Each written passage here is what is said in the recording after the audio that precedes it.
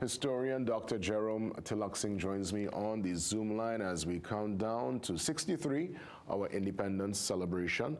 A bit tempered this time around, but still everyone will, in their own way, celebrate and recognize this very important occasion, Independence, Trinidad and Tobago.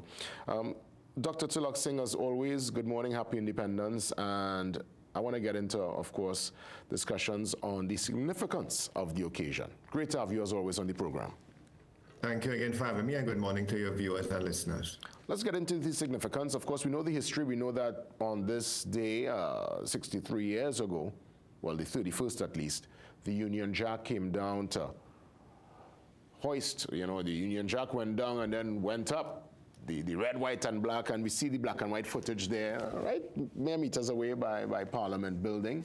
And that heralded and I guess gave us the mandate to go forward and you know, like when you get independence from your parents, you go out into the world and you find your way. Yeah. How you think the journey has been thus far, Trinidad at 63? Have we found our way? To tell you the truth, I feel that we had a rocky road. Yes, we had some milestones, you know, like when we had our first Miss Universe, we had Hazley Crawford winning that gold medal, we had Brian Lara breaking those records, you know, we had V.S. Naipaul winning the Nobel Prize, but there were incidents. We had Black Power in 1970 that showed a lot of discontent amongst our people. During the 1990s into the 21st century, we had foreigners in charge of important positions. As some of your viewers might know, we had a foreigner who was the local head of the Roman Catholic Church. We had a foreigner who was the police commissioner. We had a foreigner in charge of UDCOT. So we had incidents where I think foreign seems better than local, and I think this wasn't good for many of our citizens to see that as an independent country, we were using foreigners. Isn't that part of, I guess, the colonial conditioning that will take a little while, probably a couple generations to get out of the mental space? Because you're so spot on. We would know somebody's good, but it's only when outside gives you that accolade. And outside the US, England, Europe, they give you a particular medal or they recognize you on the world stage, I guess, then we say, hey, but well, they're really good, boy. I don't know. Is that part of the mental block, the colonial, the spirit of colonial times, still very much in the fabric of the society? Many of us have been brainwashed, and that is why we have young people going abroad. That brain drain we still have. We still believe that it's only when we get that stamp of approval from abroad that we are considered good, we are considered excellent, and recent incidents like the United States military presence in the Caribbean during this time of independence should really make us question ourselves. Are we truly independent? How is the Caribbean as an independent region, most of us, how are we going to deal with this situation? Indeed, because that's a development, and I guess all that's on the heel, as you rightfully said, of our Independence Day, and the parade is being cancelled. Some are even suggesting that, again, we don't know, we could only assume, but some are suggesting that that probably could have been one of the reasons, because this, they believe, would have been in the pipeline for a good little while before the public gained knowledge of this U.S. military asset and this intervention in the space. But on that cancellation, what's your take on that? Is there any major significance, any sense of patriotism or national lift with a military parade? Because there are some who are now saying, well, they don't like guns, they find it was this, they find it something of the colonial past with man just marching in uniform. They don't see the relevance of it in 2025. I didn't even know that was an argument, to be quite honest, because since I've known myself, you know, Independence morning, you put on your TV or you go down in person and see our armed officers do their march and they go down Traggart Road and people like themselves. What's your take on the cancellation? I've been hearing from the public different angles. Some people believe that the cancellation of the fireworks might help with animals. You know, animals are usually terrified. Some die during this time and get lost. So that some people believe that, you know, pets and animals might benefit. Some people are saying it will save the taxpayers millions of dollars. We haven't really questioned the cost. What is the cost of these parades?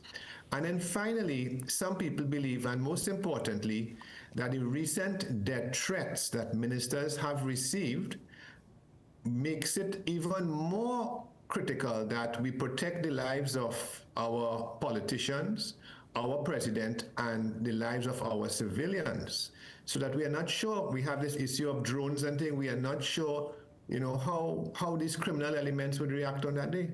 Well, I mean, a criminal would have to be extremely brave to run up on any public official in a sea of officers in uniform with guns. I mean, you'll have to be a real commando to try to approach anybody in that kind of setting. But I'm just trying to see the correlation between the parade and a sense of national pride. Is there any correlation at all? Could one even find a link between officers marching in uniform and that sense of patriotism? Is there any link at all? It's a good question, because it could be a segment of our patriotism, right? But that marching for a few hours on one day cannot determine the rest of the year. I think patriotism has to be deeper than that. It cannot be something superficial as a parade. That parade was there since we had a Governor General from 1962 to 1976. It continued after we became a republic. But I want the public to ask themselves, with the next generation, our school children, do they know the words of the national anthem? Do all our children in primary school know the national birds? Do they know the motto? Do they know the national instrument? Could they recognize our national birds? So I think that we need to also look at other elements that made us an independent country, other national symbolism. I think the parade is one element, and we cannot just believe that is 100% patriotism. Look at the way we treat our environment. Look at the murder rate. That should tell you, that should be a barometer to measure the levels of patriotism in this country. When I look at countries that hold a strong sense of national pride and that national posture, I look at people from France, Great Britain, even the US to an extent, right? Grenada, Barbados, Jamaica. I recognize there's one common denominator. They all went through some kind of disaster, whether it was man-made, via war, or it was a natural disaster. And for some reason, when you're on ground zero, and everybody from uptown to downtown looking for the same basics, which is water and just a meal, people tend to build and grow together, and they tend to have this kind of brotherhood, sisterhood, fellowship. I think in my lifetime, probably the worst moment, I think, in my 46 years of life would have been in 1990 for those 6 days in Iku. That was the only time of uncertainty. I wasn't alive in the Black Power movement in 1970. We wasn't around for the water riots, obviously. So I try to figure out, I don't want something to happen for us to come to that place, but do you think that we have had a nice ride and we don't really know struggle? That's why we don't really feel that sense of patriotism. I'm just trying to think out the box here right now. You are correct. You are correct. And I believe that many of us seem to take independence for granted. Many of us often seem ungrateful of the sacrifices that were made by our ancestors. And you mentioned certain incidents. After 9/11 in the United States, Americans were looking for God. They became very united after that terrorist attack. And I've noticed that after the American Revolution, French Revolution, even the Cuban Revolution, Grenada Revolution with Maurice Bishop, there was a sense of unity. So sometimes where it takes something bad for a level of good to happen, a level of patriotism and nationalism. And I'm not calling anything bad on the country, but we need to ensure that we are patriotic, nationalistic, without a bad event, without something serious happening. Well, of course, the pan, we can celebrate the pan instrument we brought to the world, but what else you think that is of world acclaim, that is from Trinidad and Tobago, that you've seen in your lifetime the world embrace and hold on to and they can't get enough of? It's strange to say that, but I've noticed when I went to areas like Miami and Florida, I'm seeing doubles our food there, being made, and I'm also seeing a lot of West Indian shops. So I think our cuisine is being exported abroad in a certain way. Our carnivals, our culture, it has made a permanent mark in many developed countries.